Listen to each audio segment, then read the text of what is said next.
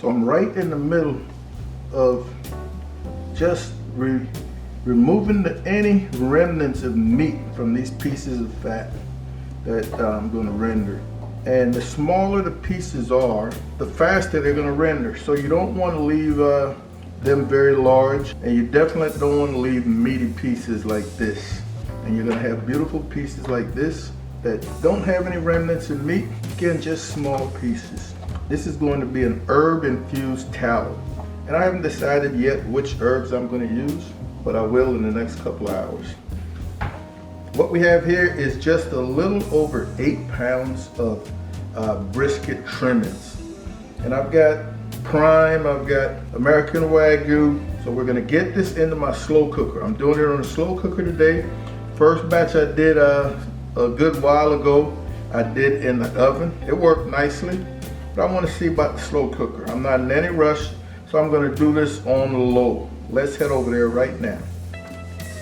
All right, on the low, this might take all of 12 hours. I don't know, we shall see. I'm not adding any water or anything of the sort.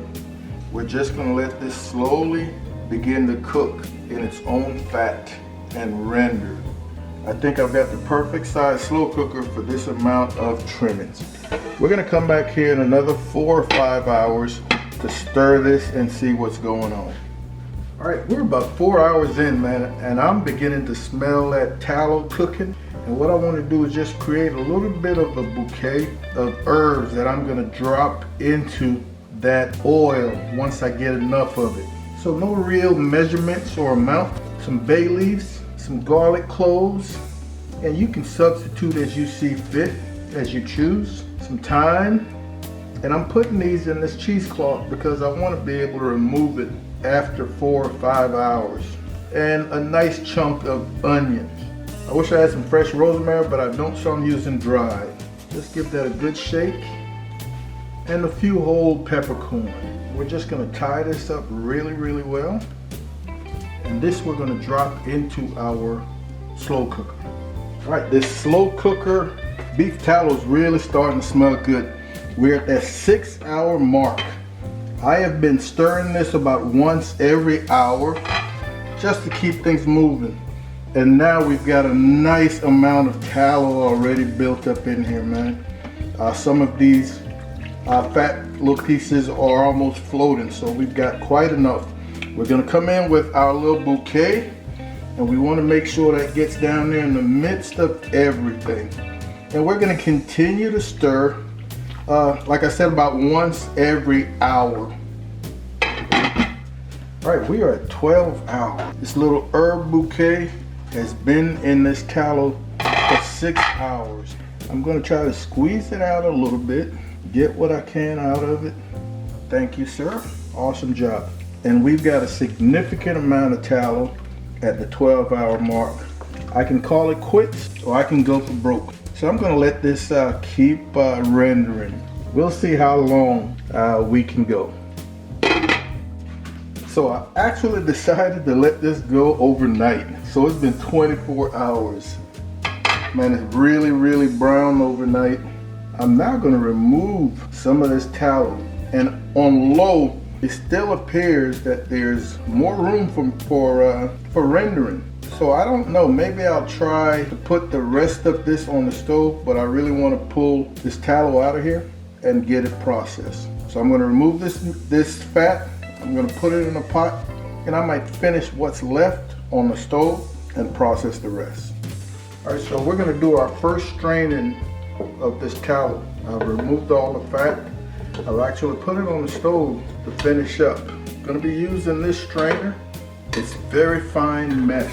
Now you gotta be careful because this is still good and hot. This is going to remove all of the larger pieces of debris.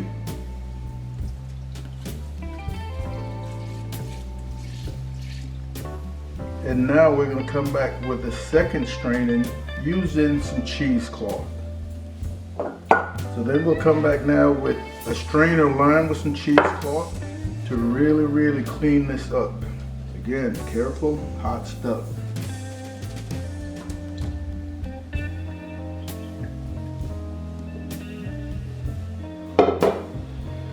that looks good. Smells good too. So once I'm satisfied, I've got that really clean stock, I come back with some wide mouth mason jars. This freezes really well. And this tallow should be nice and yellow. As it cools, it will whiten.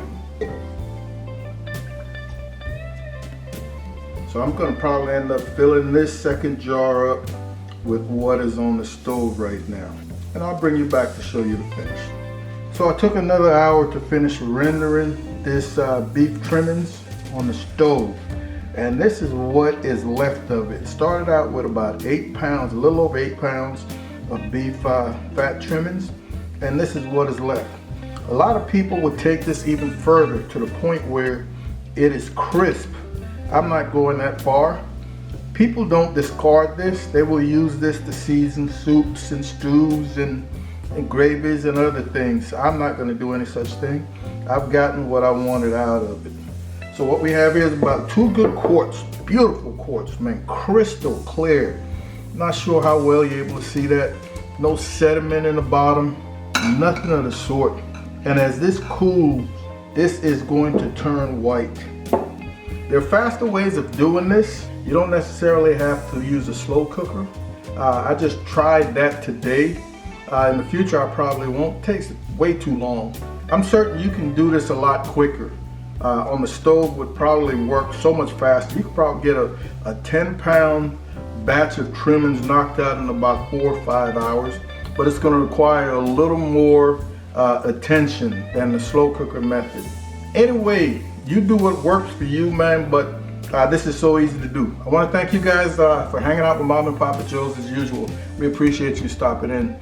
Hit that subscribe button if you haven't done so. And in the meantime, I want you guys to take care of yourselves, look out for each other, and we'll see you when we see you. Holla!